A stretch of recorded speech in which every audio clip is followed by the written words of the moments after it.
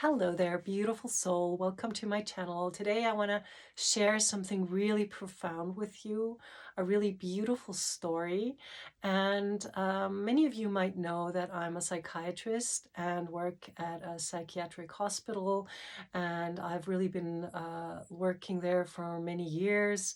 And in the beginning of my training, I came across those records from Johnny Cash where he sang out to prisoners. He went into jails, into St. Quentin or Folsom Prison, and he even um, sang songs about being in prison, how you feel in prison. And he went there into those prisons to uplift the spirit of the prisoners there, to reach out to them, to tell them that they're not alone, that there is hope.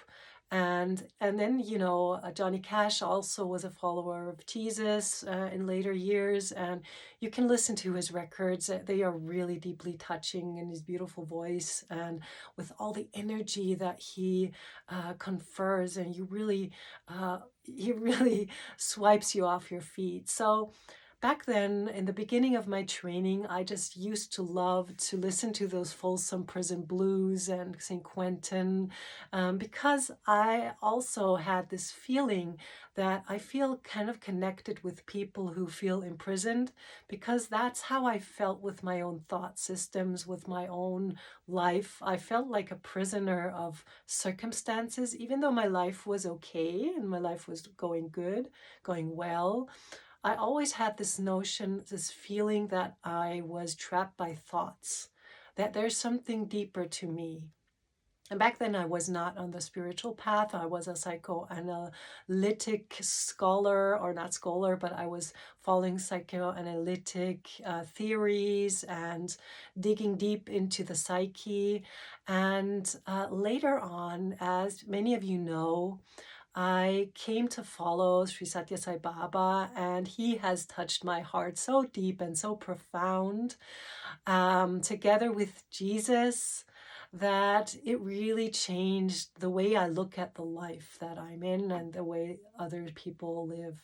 So I heard this story about a person living in the 1950s, 1960s, and he was a really, I don't know, low vibrational person back then, probably, because he committed a foul murder. He committed a murder. He killed somebody.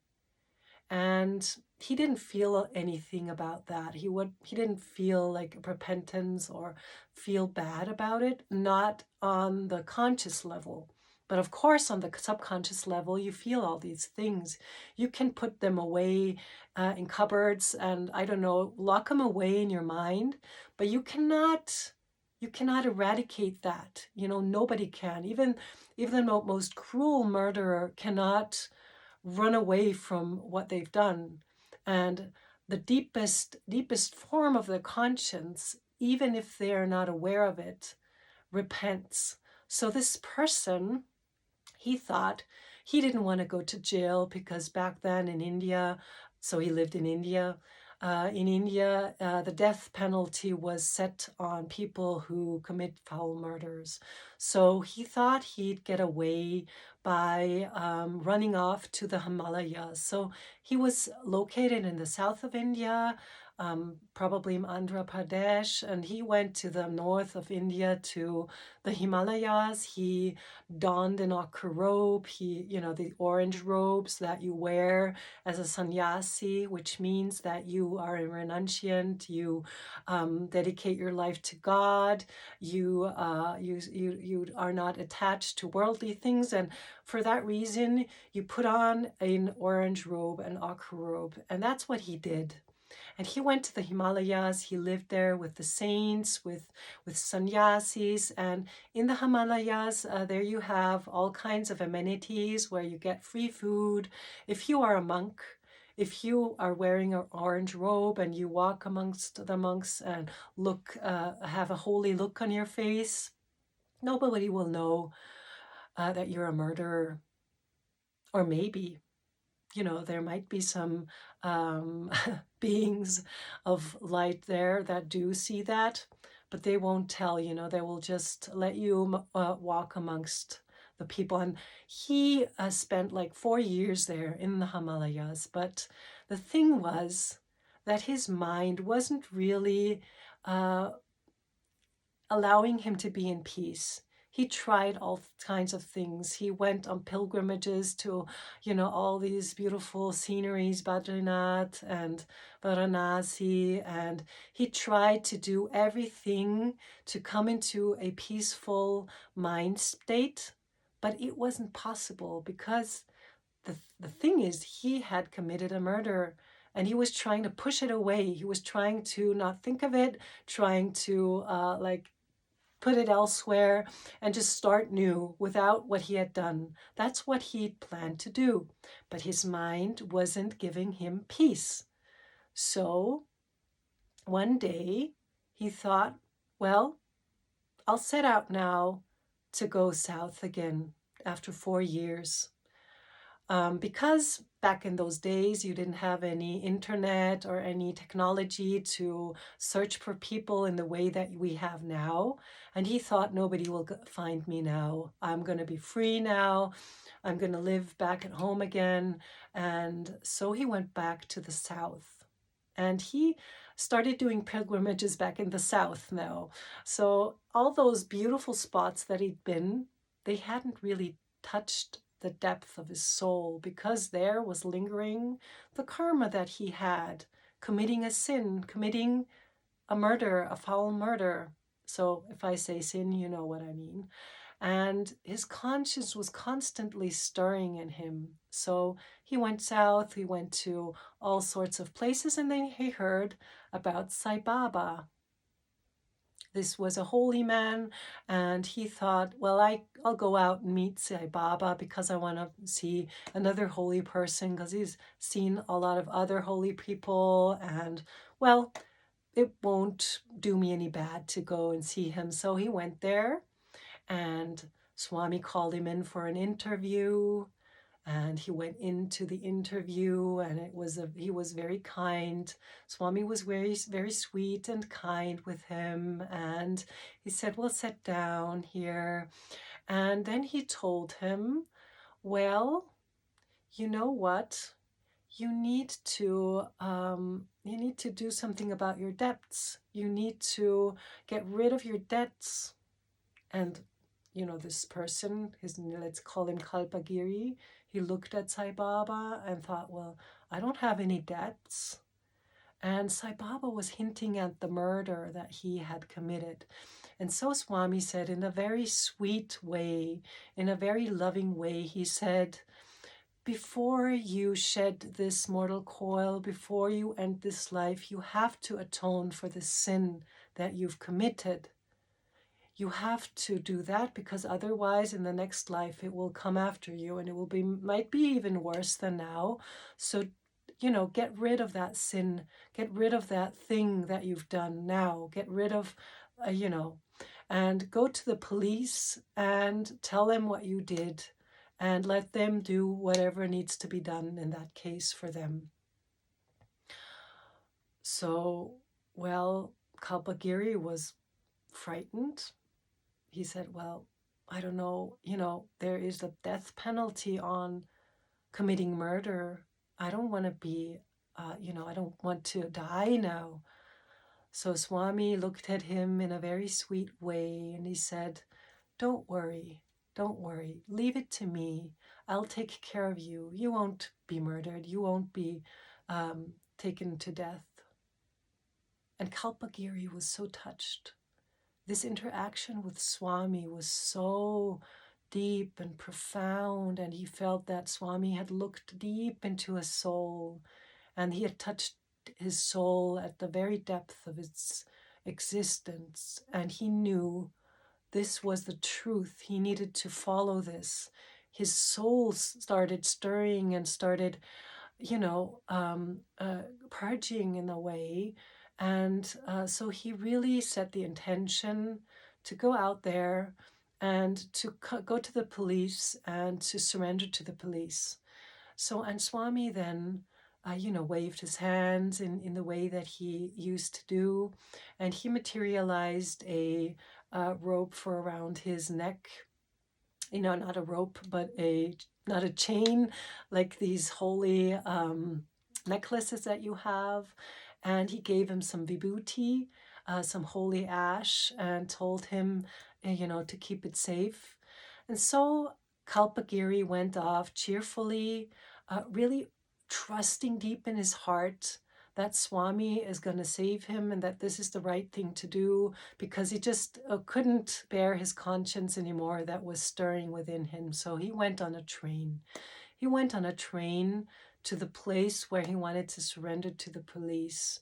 And there on the train, he saw this young guy who was really aching with pain. His stomach was aching with pain, and he was, really in suffering, deep suffering. And it touched his heart. And then he remembered that he had this vibhuti with him.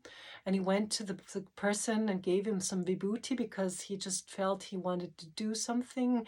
And immediately the pain was gone from the person. He was very thankful. And Kalpagiri was so touched.